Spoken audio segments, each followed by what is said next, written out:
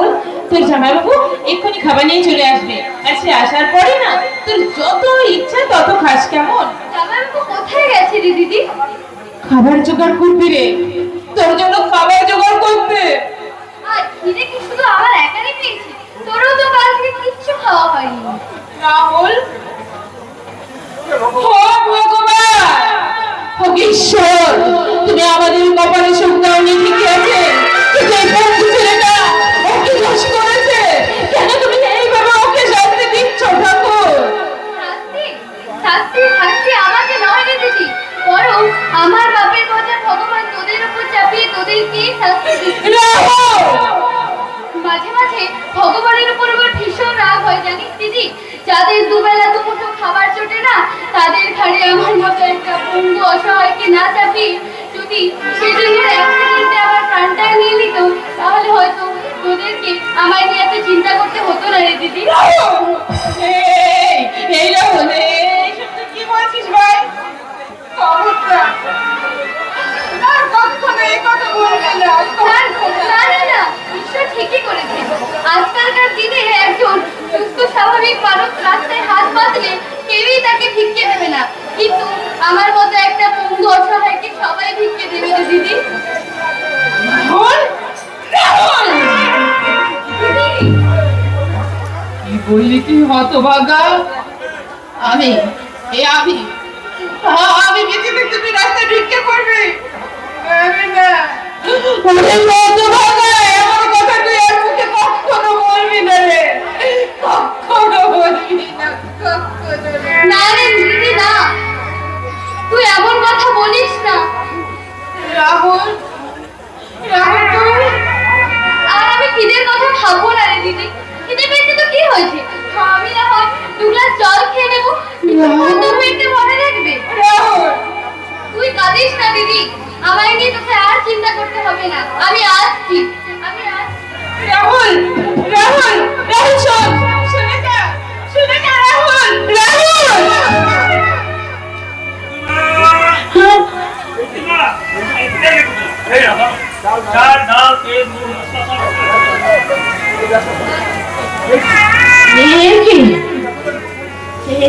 এত বাজার, তুমি এত বাজার কোথায় পেলে?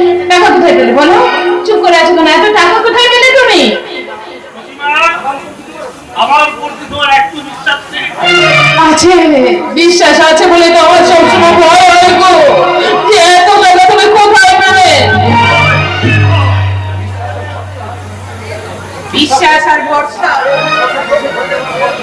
আমাদের আমাদের বিশ্বাসের বিষে সবকিছু ভরে যাওয়ার পর সবকিছু যাবার ভীষণ ভীষণ ভয় হয়।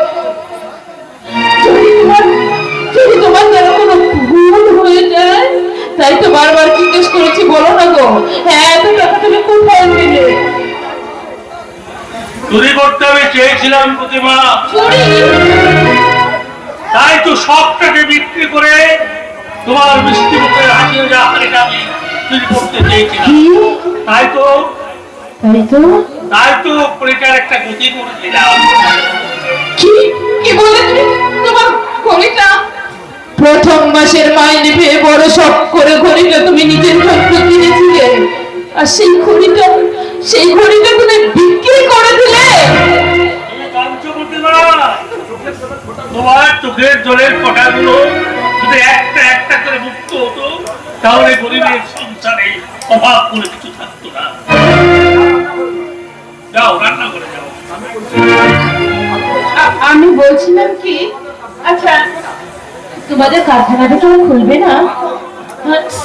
এই আমাদের মতো হাজার হাজার শ্রমিকদের মনের দুঃখ কি কোনোদিনও দূর হবে না? অনেক সময় নেই, আমরা কারখানা বন্ধ হওয়ার পর থেকে মৃত্যুর জন্য দিন গুনছি, আর ও আমাদের আলমারিতে সাজিয়ে রাখা কালো টাকার পান্ডে। ঠিক বলেছ, অনেকটা ওই রাজাদের মতো। তখনকার রাজারা তাদের রাজ সিংহাসনে বসে বিচার করার পর চব্য চস্ত মিষ্টি মন্ডা সব খেত, কিন্তু আজকের রাজারা তারা মিন্দি মোটাই খায় না, তারা খায় গরিবের রক্ত। ঠিক বলেছ প্রতিভা, ওরা রাজার মতো তো গল্পের ন্যায় বাস্তবে ওদের রাজপ্রাসাদ নেই, তবে মানবিকতাকে ধ্বংস করে তার উপরে গড়ে ওঠা স্বার্থপরতার তার ইমারত আছে। ওরা ওরা লজ্জা রুটি খায়, খায় বিবেকের কালিয়া, আর তার সাথে ওরা পান করে মনুষ্যত্বের মদ, বারণ করে আমাদের মতো গরিবের মুখে রক্ত পান করে। একদম দারুণ কথা বলেছো বলদা, একদম লাভ টাকার এক কথা। কি ব্যাপার এটা? তুই হঠাৎ আজ এই সময় আমার বাড়িতে? একটা খবর দিতে এলাম বলদা। আচ্ছা আচ্ছা, ঠিক আছে ঠিক আছে, খাওয়াটা পর শুনছি। তার আগে প্রতিমা তুমি রান্নার ব্যবস্থা করো। আর ভাইয়া তুই এখানে খেয়ে যাবি। হ্যাঁ, নিশ্চয়ই খেয়ে যাবে, কারণ তোমার দাদা নিজের ঘরেটা বিক্রি করে আজ আমাদের রান্নাঘরটা ভরে দিয়েছে। কিছু বলতে পারো, যাদের কাছে আজ ঘরে বিক্রির মতো কোনো জিনিস নেই, তারা কাছে রান্নাঘরটা ভরবে কি দিয়ে? বলতে পারো, বলতে পারো। তাই তো তোমার কাছে অনুরোধ, শ্রমিকদের চার ন্যায্য শ্রমদের বিরাসিতের ব্যবস্থা করতে।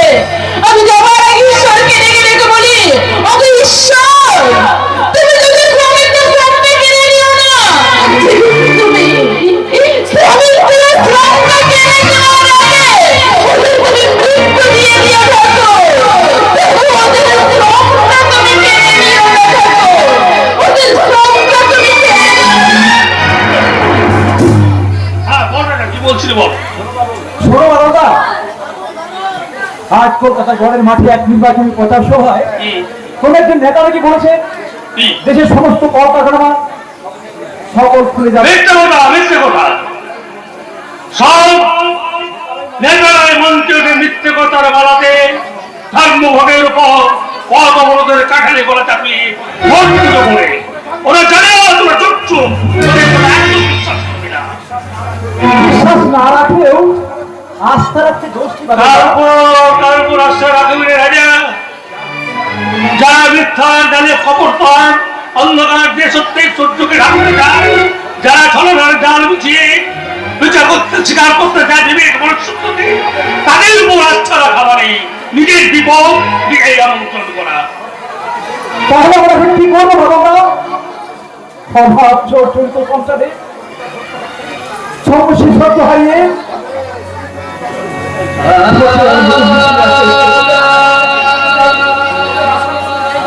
ওদের আশার কোথায় ওদের আগে পা দিতে চাইছে। একদিন ওরা একত্রিত হয়ে যদি আমাদের উপরে বিদ্রোহ সেই বিদ্রোহের আগুনে সবার আগে আমি নিজেকে আত্মাহুতি দেবো রাজা। তবু মুসলিম কিছু স্বার্থ করে এত বড় আন্দোলনকে স্তব্ধ হতে দিতে পারতাম না। এখন আমরা কি করবো বাবুদা? যারা ওদের মিথ্যার মিথ্যার খেয়ে ন্যায় রীতি আদর্শকে ভুলে গিয়ে আমাদের সত্যের সংগঠনকে ভেঙে ফেলতে চাইছে, তাদের ওই অশুভ থেকে ভেঙে ফেলতে হবে রাজা।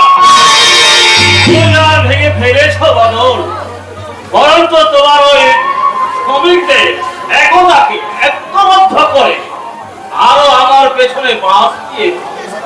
আপনি হঠাৎ আমার এখানে এবং আসতে নেই নাকি? তোমার শ্রম ছাড়া সংসারের সারটাকে আমি দেখতে এলাম। তা বাদল বাবু, তোমার মুখে হাসি নেই কেন? আপনার তো মালিকরাই তো মুখ থেকে হাসিটা কেড়ে দিয়েছে। সে কি কথা? আমি আবার কখন তোমার হাসি কেড়ে নিলাম?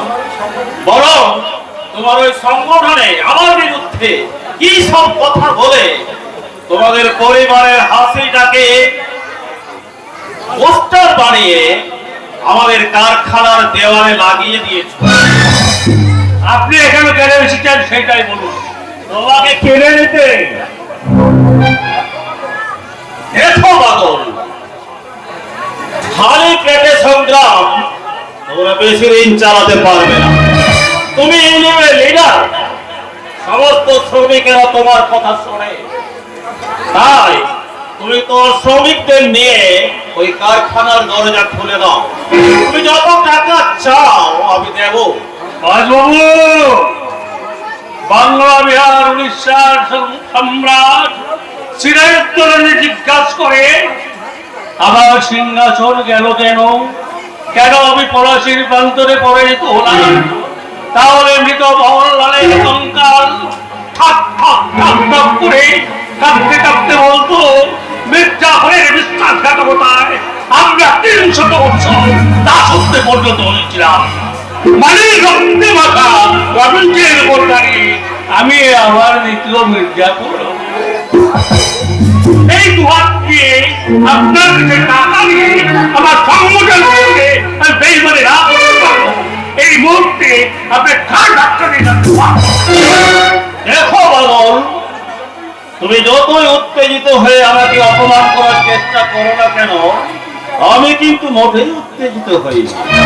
আর তাছাড়া আমার শর্ত যদি তুমি মেনে নাও তাহলে তোমারই ভালো হবে, তোমার বউটা খেতে পড়তে পাবে। সারা জীবন ধরে তুমি কতটুকুই বা সঞ্চয় করেছো? কে বললো আমি সঞ্চয় করিনি? আমি আপনাদের মতো কারো টাকা সঞ্চয় করতে পারিনি, এটা ঠিক। সঞ্চয় করতে শিক্ষা, সততা,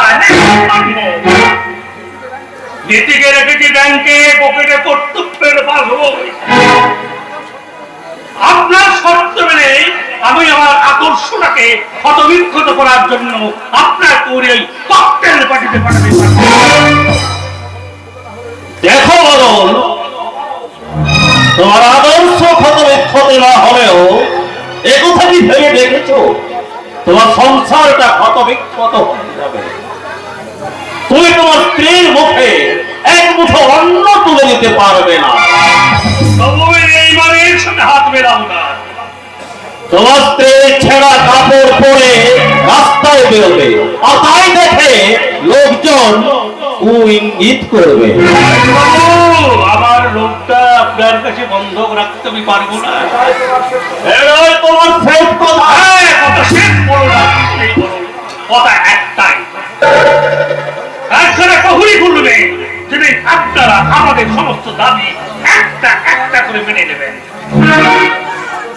তোমার আদর্শকে আর হয়তো তুমি ধরে রাখতে পারবে না বাদল। অমল কাকে বলে তা তুমি জানো না। খেতে দাঁড়া পাওয়ার কি দারুণ জ্বালা তা তুমি কখনো দেখোনি। আর তোমার ওই 4,500 শ্রমিক যখন খিদের জ্বালা সহ্য করতে না পেরে তোমাকে অপরাধী করবে, তখন তোমাকে তোমার রক্ত দিয়ে তার প্রায়শ্চিত্ত করতে হবে। কথাটা আমার বেরিয়ে নিও।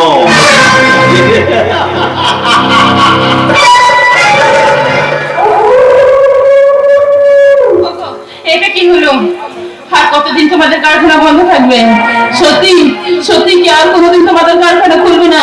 তাহলে খেতে না পাওয়া 4,500 শ্রমিক যদি সত্যি তোমার দোষারোপ করে, ওরা যদি তোমার ক্ষতি করে, আমার ভীষণ ভয় করছে গো, আমার যে ভীষণ ভীষণ ভয় করছে।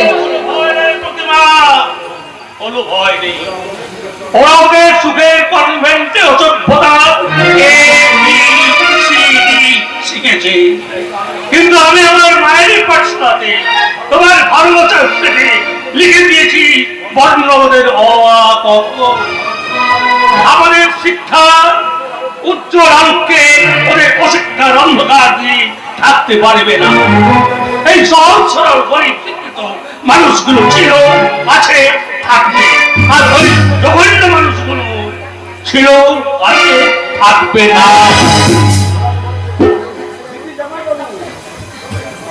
দিদি, জামাই বাবু, আর কোনো চিন্তা নেই, আমি সবার জন্য খাবার নিয়ে এসেছি, ভালো ভালো খাবার, লুচি, আলুর দম, আর কত কি।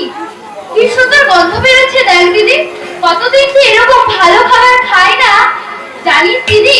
আর একটু দেরি হলে এগুলো কিচ্ছু পেতাম না, সব খেয়ে নিত। তুই এত বড় খাবার কোথা থেকে আনলি? আমাদের বস্তির সামনে ওই যে তিনতলা বাড়িটা আছে না, ওখানে কালকে একটা বিয়ে ছিল। ওই বিয়েতে বেঁচে যাওয়া খাবারগুলো একটা লোক নর্দমার ধারে ফেলে দিচ্ছিল। সে 3টে কুকুর সেই খাবারগুলোকে দেখে খাওয়ার জন্য নিজেদের মধ্যে ঝগড়া করছিল। ওই কুকুরগুলোকে ফাঁকি দিয়ে আমি সেই খাবারটা ছুটতে নিয়ে চলে এসেছি। প্রতিভা, ছি রাহুল, ছি। আমি তোকে এই শিক্ষা দিয়েছি, হ্যাঁ? আরে খেতে না পারলে, খিদের জ্বালা সহ্য না করতে পারলে মরে যাবে। বৌদি বৌদি ওকে মারছো কেন? ওর কি দোষ? ঠিক বলেছো, ঠিক বলেছো রাজা, তুমি একদম ঠিক বলেছো। রাহুলের তো কোনো দোষ নেই, দোষ তো আমার উপর অনিষ্টে। আমি জীবনে কি পেলাম? না পেলাম নিজের জন্ম পরিচয়, না পেলাম শ্বশুরের ভিটে, না পেলাম সুখ, না পেলাম শান্তি। কিচ্ছু না।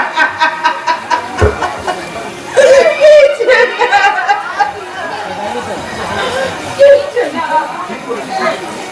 ঠিক করেছো বৌদি, শুধু তোমরা হও এক একটি শ্রমিকের ঘরে আজ এই অবস্থা।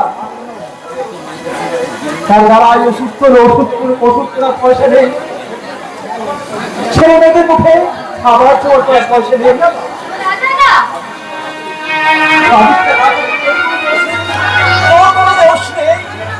ঠিক বলেছিস, ঠিক বলেছিস রাহুল, এর কোনো দোষ নেই। দোষ আমাদের মতো হতভাগ্য নেই, যারা আমরা প্রতিবার মতো মেয়েদের সিঁড়িতে সিঁদুর তুলে দিতে পারি, কিন্তু তাদের মুখে খাবার তুলে দিতে পারি না, খাবার তুলে দিতে পারি না।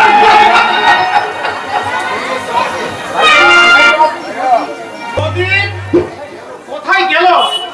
বৌদির ঘরটা তো একেবারে ফাঁকা, তাহলে বৌদিটা গেল কোথায়? ও বৌদি!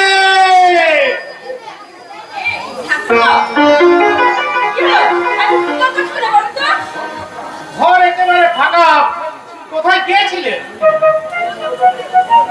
এই মধ্যপুরে তো এইসব পাড়াগা, এখানে তো একটা শহর না, এখানে সিনেমা হলও নেই, পার্কও নেই, যে একটু বেরিয়ে আসো বলো। বলতে আমি কেন আসি বলো তো? কেন আমার প্রেম করবো বলে? প্রেম? হ্যাঁ, প্রেম। तुझे देखा तो ये जाना सनम, হ্যাঁ। प्यार होता है दीवाना सनम, अभी हाथी कहा जाए हम, तेरे बाहों में बन जाए हम।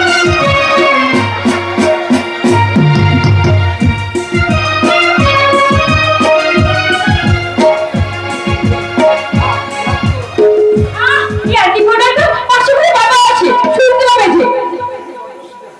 তুমি বড্ড সিরিয়াস বৌদি, তোমার কি এমন বয়স হয়েছে বলো তো? কোথায় একটু হাসি খুশি হয়ে এই মেজাজমেন্টটাকে উপভোগ করবে, না তারও গভীর গিন্নি সেরে একেবারে বসে আছো? অদৃশ্য দৃষ্টিতে আমার হাসি ভিডিও সব ভেসেছে ঠাকুরবো। দেখো বৌদি, তুমি ইচ্ছা করলে তোমার আনন্দ শোক শৌখিনতাকে নিজের হাতের মুঠোর মধ্যে নিয়ে আসতে পারো। এসব তুমি কি বলছো ঠাকুরবো? ঠিকই বলছি বৌদি, এই বাড়িতে হবে তোমার কোথায় শেষ কথা। মানে ঠাকুরবো তুমি? তুমি অর্থের আসনে প্রাচুর্যের উপর পা তুলে স্বাধীনভাবে জীবন যাপন করতে পারো। কিন্তু কি করে বলতে পারো? শুধু একটা কাজ বৌদি, কি? তুমি বর্তাকে রাজি করো, বর্তা যেন বাবাকে দিয়ে সম্পত্তিটা ভাগ করিয়ে দেয়। কিন্তু তোমার মনে কি আমার কাছে রাজি হবে? শুনবে বৌদি, শুনবে। বৈকের ইচ্ছানুসারে রাজা দশরথ যদি রামকে 14 বছরের জন্য বনবাসে পাঠাতে পারে, তাহলে দাদাও তোমার কথা মতো ঠাকুরপো? বাবাকে দিয়ে সম্পত্তি ভাগ করিয়ে দিতে পারবে। এটা আমার কি লাভ বলো তো? অনেক লাভ বৌদি, অনেক লাভ। তুমি তোমাদের ভাগের সমস্ত সম্পত্তি নিয়ে কলকাতায় চলে যাবে, তোমার বাড়ি হবে, গাড়ি হবে, সুখের চরম শিখরে তুমি পৌঁছে যাবে। আজ যেমন তুমি চাকরানির মতো রয়েছো, সেই রকম তোমার 10-20টা চাকর চাকরানি থাকবে। ঠাকুরপো? তোমার স্বামী বিলতে যাবে, তার নিজের অর্থে সম্পত্তির অর্থে দাদা হবে বিলেত ফেরত ডাক্তার। ডাক্তার এসব তুমি কি বলছো খুড়ো? হ্যাঁ হ্যাঁ বৌদি, ভেবো দেখো, সম্পত্তি ভাগাভাগি হয়ে গেলে কত মুনাফা। ঠাকুরপো, আমার সম্পত্তি বিক্রি না করে আজ তুই ভাগ করতে এসেছিস দিনে। হ্যাঁ এসেছি। তোমার মতো আমি অতীতের সাদা কালো ছবি বর্তমানের এই রঙিন অ্যালবামে সাজিয়ে রাখতে পারবো না। আর তাছাড়া এই দুনিয়াতে বাঁচতে গেলে চাই টাকা। আমি আমার ভাগের সম্পত্তি নিয়ে ব্যবসা করব, প্রমোটিং করব। ঠিক কথা বলেছে। বাবা যত উঠে বলুক না কেন, যেভাবে গরিবদের হাতে মুঠো মুঠো টাকা দিচ্ছে, এইবার সম্পত্তি তো আমাদের ভাগ্যেই থাকবে না। তাই বেলায় বেলায় সম্পত্তির ভাগ করে দেওয়া খুব ভালো হয় ঠাকুরপো। বাবা মা যতদিন বেঁচে থাকবে ততদিন এই সম্পত্তির মালিকানা ওদেরই থাকবে। এটাই আমাদের পরিবারের নিয়ম। এটা নতুন রিটার্ন না হলে নতুন জেনারেশনরা চাকরি পাবে কি করে দাদা? কিরে, এতদিন তো বাবা মা বেঁচে ছিল, তা এখন বেঁচে থাকার প্রয়োজনটাই কি আমি বুঝি না। দিনে এই কথাটা বলতে তোর এতটুকু লজ্জা করছে না? হচ্ছে না তোর এতটুকু অনুশোচনা? অনুশোচনা তোমাদের মতো শোচনীয় মানুষের হয় দাদা। আরে নিজের ঘরে তো একটা কুকুরও বুঝে, তুমি বোঝো না দাদা। ঠিক বলেছিস। কুকুরের সামনে মানুষের পার্থক্য তো থাকবে। পার্থক্যটা কিসের জানিস? মানুষ যখন তখন বেইমানি করে, কিন্তু কুকুর বেইমানি করে না। মা, তুমি আবার ছেলে, ভাই দুদিন তোমার শরীর খারাপ। শুধু শরীর নয় রে, দিনের শেষ কথাতে আমার মনটা অনেক খারাপ হয়ে গেল। তোর খাদ্য ওষুধে আমার শরীরটা হয়তো ভালো হবে, কিন্তু মন খারাপের ওষুধ কি তুই আমাকে দিতে পারবি রে বিনয়? তুই কি দিতে পারবি? মন খারাপের ওষুধ আমার কাছে আছে। তোমার কাছে আছে? দেখিস, এই সম্পত্তি ভাগের কথা বলছিস না? হ্যাঁ, তুই আজ উকিলবাবুকে খবর দে। আমি আমার সমস্ত সম্পত্তি তোদের দুই ভাইয়ের নামে করে দেবো। দুই ভাইয়ের নামে মানে? তার মানে তুমি বদলের সম্পত্তি থেকে আমার আমি বঞ্চিত করবো? কারণ ও আমার সন্তান নয়। না বাবা না, এ তুমি করো না। বাদলকে তুমি অস্বীকার, বাদলের বউকে তুমি অস্বীকার করলেও বাদলকে তুমি অস্বীকার করো না বাবা। তুমি কি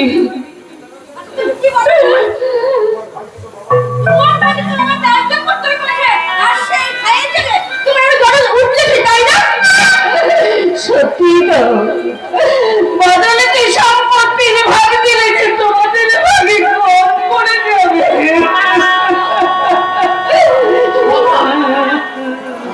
তুমি এত নিষ্ঠুর হও না বাবা। বাদলকে তুমি বঞ্চিত করো না। যদি দরকার পড়ে তুমি আমার সম্পত্তির ভাগটা বাদলকে দিয়ে দাও।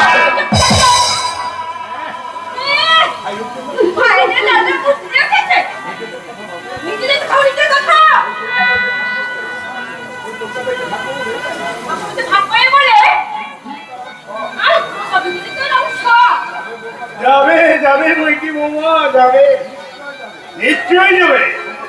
সমস্ত সম্পত্তি যখন তোমাদের নামে করে দিচ্ছি, তখন সে সম্পত্তি তোমরা রাখতে পারো, আর কেউ দিতে পারো না। তবে আমার অনুরোধ, তোমার এই চতুর্ভুজের ভিতরে তোমরা বিক্রি করে দিও না, তোমরা বিক্রি করে দিও না, বিক্রি করে দিও না।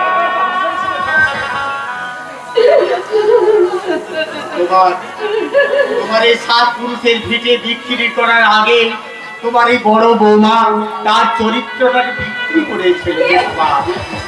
বাদল লোভের মারে বেগে পড়েছে লালসার পয়সা। তুমি নিয়ে ধরো এই সংসারে তোমার কান্নার কোনো দাম নেই। বড় বউ দেয়নি ভালোবাসার কমা দাড়ি পুষ্ট, তোমার ছোট ছেলে দিলেন দেয়নি সন্তান মাত্র। আই শুধু না পাওয়ার আশা নিয়ে চোখের জল ফেলে শূন্য স্থান পূরণ করে চলেছে তোমার ছোট ছেলে বাদল। কাঁদিস না বিনয়, কাঁদিস না। আমি জানি যে বাদলকে তুই খুব ভালোবাসে। ওরা ওদের সম্পত্তি থেকে আমার বাদলকে বঞ্চিত করলো। আমার আশীর্বাদ কিন্তু কোনো অংশেরও কম পাবে না।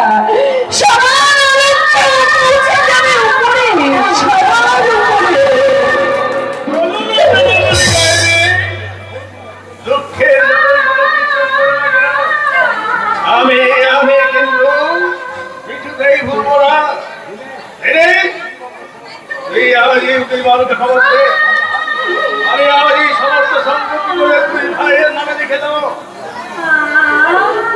এবং সন্তানের নামে লিখে দেওয়া সম্পত্তি, এটাই হচ্ছে আমার সব থেকে বড় সুখ।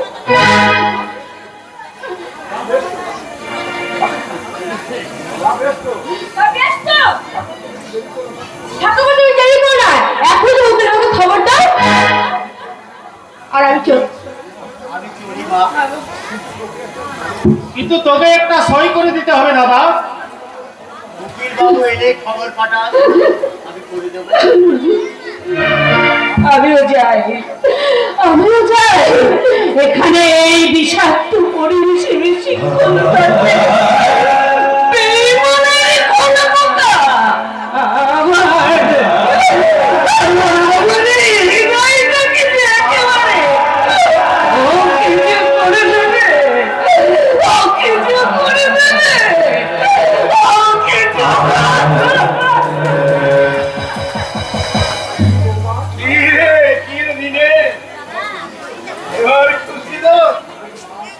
তোদের মা বিনয় যতই কান্নাকাটি করো, তুই আমাকে নাড়াবার চেষ্টা করো না কেন, আমি কিন্তু তোদের কথা মতোই কাজ করবো।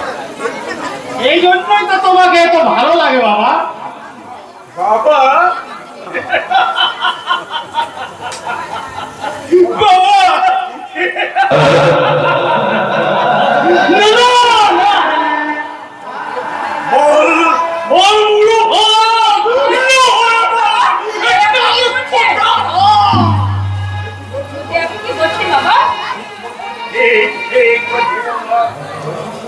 ওই সম্পত্তি ভাগের পর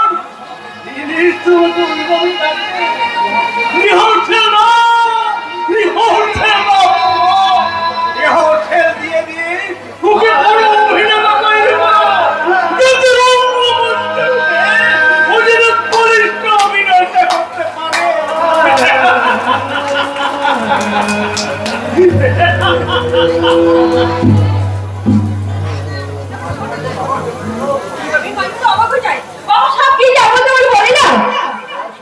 বয়স হয়েছে তো, একাত্ম তো বিব্রতি হবে। তোমার ভেতর নজর, কিন্তু আমার কিন্তু ওই বলে দেওয়াটা ফিরার চাই। আমার বহুদিনের শখ কিন্তু। তা বেশ তো, আমার একজন ভালো প্রমোটারের সঙ্গে আলাপ আছে। আমি তো আজ কলকাতা যাবই, আমার সঙ্গে ভোটটাকে পাঠিয়ে দাও। আজকে আমি তোমার ওই সবটাকে পূর্ণ করে দেব। ও মা, সত্যি বলছো তুমি? তা আজই সব ফাইনাল করবে তো নাকি? তুমি দাঁড়াও, দেখি দেখি তোর বদলটা আমি কলকাতা যাওয়ার জন্য রাজি করতে পারি।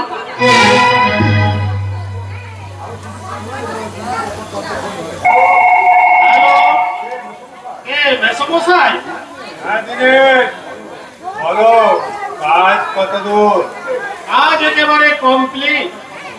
আপনার কথা মতো বড় বৌদিকে আমি টপ হিসাবে ব্যবহার করে বাবাকে সম্পত্তি ভাগ করাতে রাজি করিয়েছি। ভাবি আজ এই উইল করবেন বলেছে। ওয়ান্ডারফুল। শুনুন, আপনার কথা মতো বড়দাকে নিয়ে আপনার কাছে আসছি। তোমার বড়দা রাজি হয়েছেন তো? না, তবে বৌদিকে ফ্ল্যাট বাড়ির লোক দেখিয়ে দাদাকে রাজি করানোর জন্য পাঠিয়েছি। বেশ করেছ, কাজগুলো কিন্তু সাবধানে করবে, আন্ডারস্ট্যান্ড?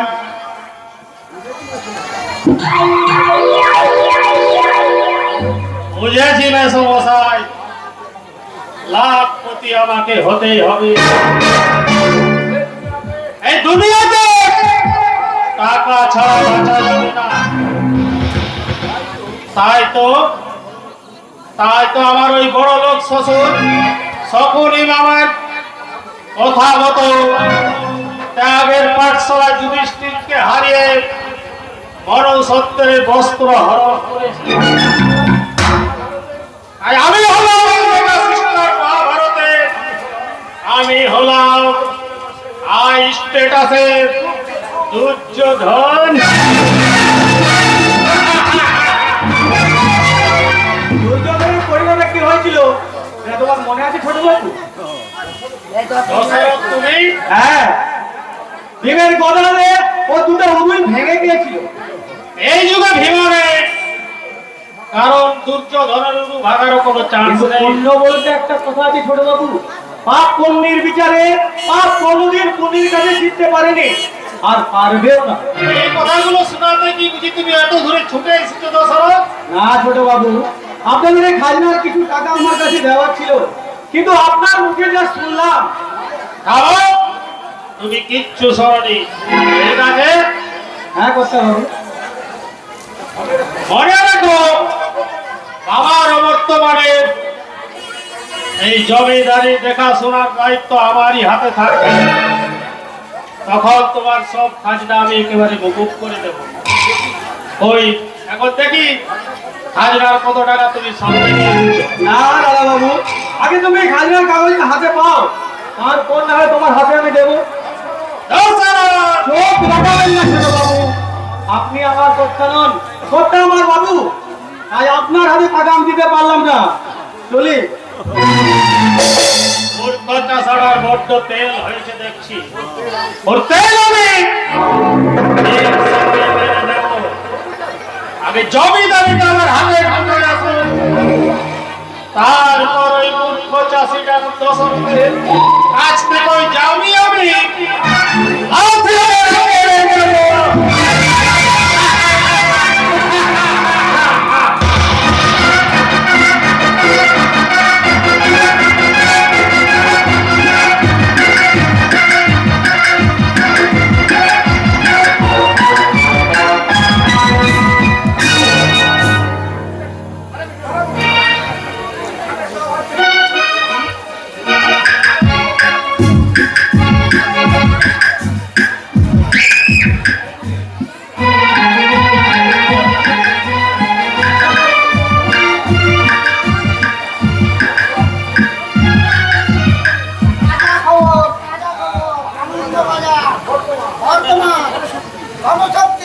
প্রতিদিন টেস্টম্যান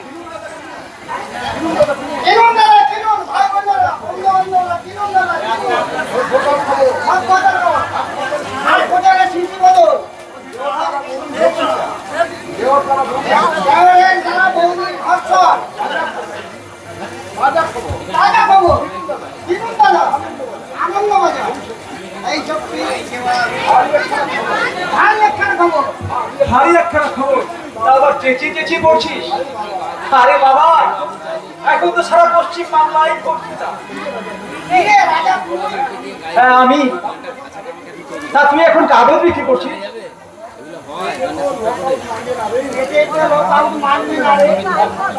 কারখানাটা বন্ধ হতে মুশকিলে পড়ে গেছে। বাদল না দিয়ে মহেন্দ্রবাবু সাথে আলোচনা করবে, কারখানা খুলো ঠিকানা হলো। না রে, মহেশ বাবু কোনো দাবিই মানছেন না। সে কি? এখন তাহলে কি হবে? তোকে কাগজ বিক্রি করে আর আমাকে গান বিক্রি করে বাঁচতে হবে। গান বেশি তা কি তুই এখন হ্যাঁ হ্যাঁ, গান গেয়েই তো ভিক্ষে চাইছি। তা কি গান গাইছিস জীবনমুখী না, মরণমুখী। যে গান শুনলেই বোঝা যায় শিল্প সংস্কৃতির আজ কোন জায়গায় এসেছে। কি বলছিস আজকের দিনে বেঁচে থাকে না একটা বছর আশ্চর্য আইকে বাবুদের ছেড়া করে পুরোনো পয়সা দিয়ে পেটে লোক আউট খুলতে গাইতে হয় বেকার আমরা বেকার, বেকার আমরা বেকার, বেকার আমরা বেকার, বেকার আমরা বেকার। শতকের লজ্জায় আমরা নির্বাচবার অধিকার, এই শতকের লজ্জায় আমরা নির্বাচবার অধিকার। বেকার আমরা বেকার, বেকার আমরা বেকার, বেকার আমরা বেকার, বেকার আমরা বেকার। যুগ যুগ যুগ ধরে বেকার চিরকালো আমাদের দেখাতে বলে আমরা প্রিয় ভালো, আমরা প্রিয় ভালো, আমরা প্রিয় ভালো। যুগ যুগ যুগ ধরে বেকার চিরকালো আমাদের দেখাতে বলে আমরা প্রিয় ভালো। এই আমাদের বন্ধু আমি শুধু হাহাকার, আমি শুধু হাহাকার, আমি শুধু হাহাকার। বেকার আমরা বেকার, বেকার আমরা বেকার, বেকার আমরা বেকার, বেকার আমরা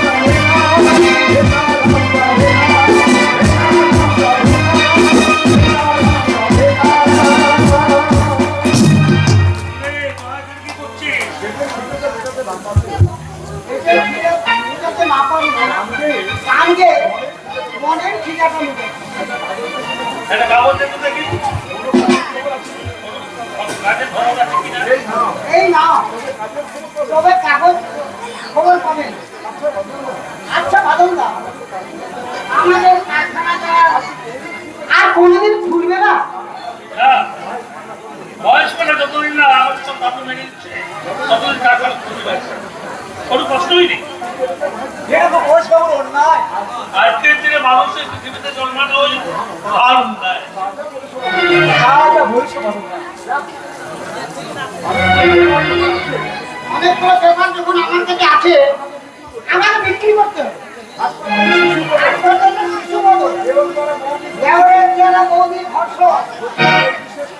প্রতিদিনের বিশেষ খবর হানি হয়েছে রাজা ওরা কি শেষ পর্যন্ত নিজের মর্যাদা এইভাবে মিলিয়ে দিবি? কি করবো বাদলদা, এসবের কোনো উপায় নেই। মায়ের শরীরটা আবার খারাপ করেছে, দিনের পর দিন গান গেয়ে অ্যামাজন যাত্রা জোরে অভিনয় করে এই সংসার চালাচ্ছে। এই চোখ দিয়ে এত দুঃখ সহ্য হয় না বাদলদা। রাজা রাজা রাজা এই আমি কি দেখছি রে? কি হয়েছে? গাওয়াটা হয়ে গেছে না বিজ্ঞাপনটা কর। বিশেষ বিজ্ঞাপন। কলকাতা থেকে একটু দূরে মনোরম পরিবেশে ওনারশিপ ফ্ল্যাট বিক্রি। মামাদপুরের ঐতিহ্যবাড়ি রাজবাড়ি থেকে ফ্ল্যাট তৈরি হচ্ছে। আগ্রহী ক্রেতা সাধারণকে জানানো হচ্ছে তারা যেন অবিলম্বে নিম্নলিখিত ঠিকানাতে এসে ফ্ল্যাট বুকিং করে। না না তাই তো পারে না। আমাদের সাত পুরুষের ভিতরে কিছুতেই আমি মৃত্যু হতে তার মানে ওই রাজবাড়ি বুঝি তোমাদের?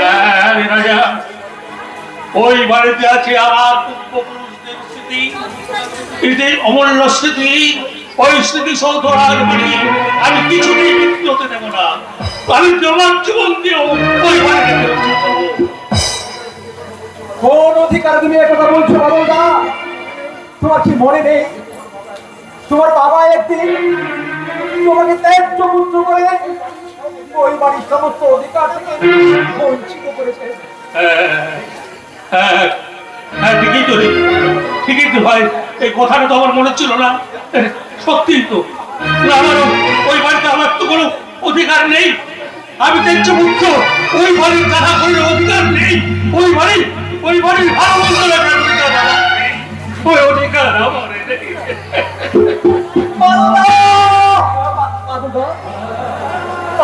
চলে গেল এত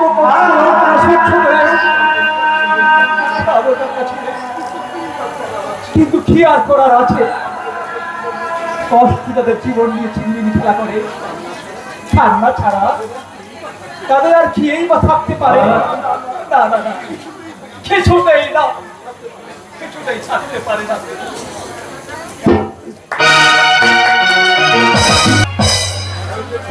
ওই যে ছোকরা আগে বেরিয়ে গেল, ওই তোমাদের টার্গেট। ওকে, আপনি ধরে নিতে পারেন আপনার কাজ কমপ্লিট। হাল ফাটোয়ারে একটা পদহুরি হরি হয়ে যাবে। অর্ডার করার দরকার নেই, আপনারা চললেই চলবে। কেন কেন শুধু শুধু ঝামেলা বাড়াচ্ছেন? একেবারে ফিনিশ করলে দিলেই তো লেটা চুকে যাবে।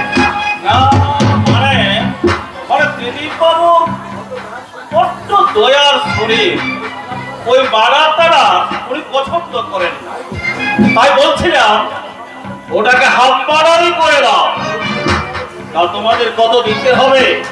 মার্ডারের চলে আমাদের কাছে বিষয় বেশি। কেন কেন বেশি কেন? মার্ডারে যা রেট, হাফ মার্ডারে তো তা হাফ রেট হওয়া উচিত। যা বোঝেন না তা নিয়ে তর্ক করবেন না। মার্ডারের ক্ষেত্রে সারা রিস্টম এই রিভলভারের টিকেটটা মধ্যে দিলে এন্না ভগম্মা মায়ের ভোগে। কিন্তু আমাদের ক্ষেত্রে আমরা বিলকুল ভাবে হাত চালাতে মানলে একদম ভালো, যাতে এটা মরে না যায়। তাই বলছিলাম কি একেবারে প্লিজ না না, ওদের ঝামেলা আরো বেড়ে যাবে। আর পাছে পুলিশ যদি আমাদের পেছনে লেগে যায়। পুলিশ পুলিশ স্টেশন আমাদের বা পকেটে ডান পকেটে সামনের পকেটে পিছনের পকেটে। পুলিশকে এখন আবার কেউ ভয় নাকি? তারা দেখতে পাচ্ছেন না কেমন কেনা নেকে টেবিলের তলায় মুখ লুকোচ্ছে। হ্যাঁ, তা অবশ্য টিভির খবরে আমি দেখি। আমাদের মাথার উপরে দাদাগিরি হাত যতদিন, ততদিন আমাদেরকে ওই পুলিশ প্রশাসন কিছু করতে পারবে না। তাই নাকি? কিন্তু পুলিশও তো তোমাদের মাঝে মাঝে ধরে। হ্যাঁ ধরে হবে না, তারপর আমরা রাস্তাঘাটায় লুট করবো, মেয়েদের রেপ করবো, আর পুলিশই আমাদের চুরি করবে। কিন্তু ধরে নিয়ে যায় কেন জানেন? তাই নাকি? পুলিশ আমাদের শেল্টার দিতে, জামাই বাড়িতে আদর করার জন্য নিয়ে যায়, যাতে পাবলিক আমাদের কিছু করতে না পারে। তারপর আদর খেয়ে চুমু খেয়ে কিছু টাকা চালাতে পারে। আমরা আমাদের কাজ করি আর পুলিশ পুলিশের কাজ করে। টাকা ছুড়ে দিলে সব সালা। আচ্ছা, তাই নাকি? আপনারা তো সিঙ্গাপুর, গোয়া, হংকং এটা দিয়ান, আমরাও সেরকম পুলিশের জেলে যাই। এবার বলুন হাফটা না ফুলটা? না, ওই হাওড়ার ব্যাপারটাই থাক। তাহলে এবার শুনি হ্যাঁ, এই নয় 20,000। কিন্তু কথাটা বলে রেখো, আজ কিন্তু আমি পুরো চাই।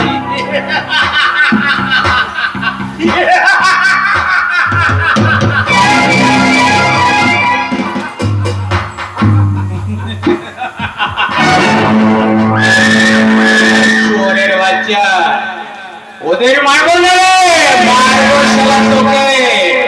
তারপর পরের টাকা নেওয়া তোকে শালা মারবো, এটাই আমাদের অভিরুচি।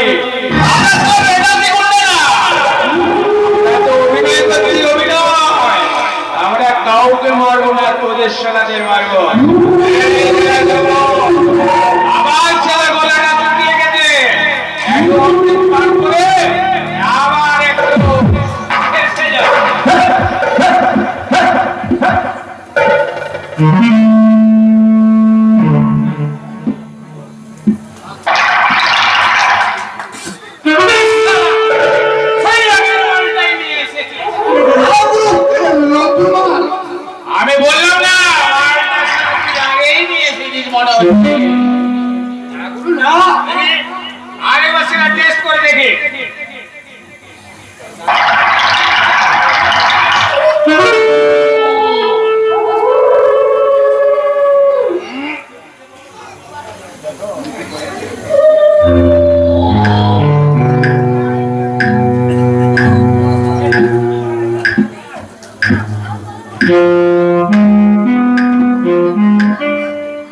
मुझे पीने को नहीं, এটা হবে না, একদম না। मुझको